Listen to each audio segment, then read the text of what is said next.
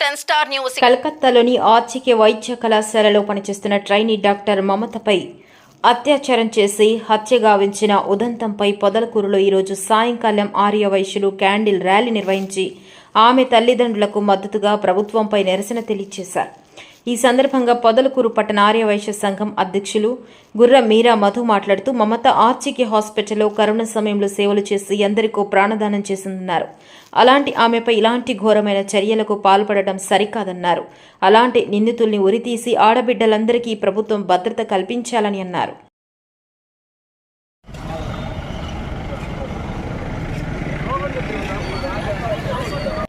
Justice. We want justice. We want justice. We want justice. We want justice. We want justice. We want justice. We want justice. We want justice. We want justice. We want justice. We want justice. We want justice. We want justice.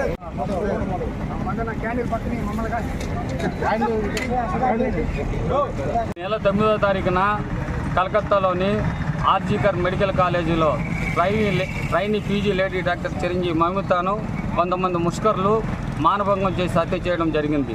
Corona సమయంలో ఎంతోమందికి ఆమె సహాయ సహకారాలు అందించి వాళ్ళందరినీ ప్రాణత్యాగం సహకారాలు అందించి ఆమె సేవలు చాలా అభినందనీయం.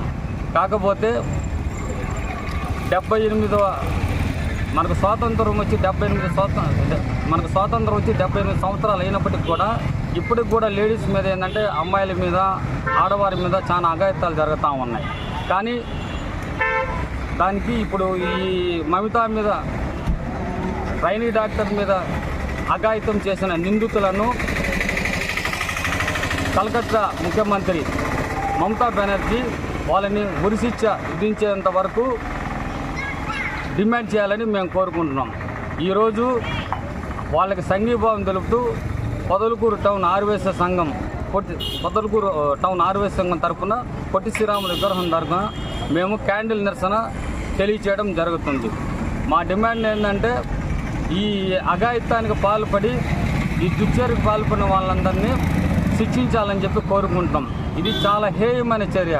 ముందు ఇలాంటి చర్యలు జరగకుండా అధికారులు కానీ గవర్నమెంట్ కానీ ఇట్లాంటి వాళ్ళని ఉరిశిక్ష విధించాలని చెప్పని నేను కోరుకుంటా ఉన్నాను.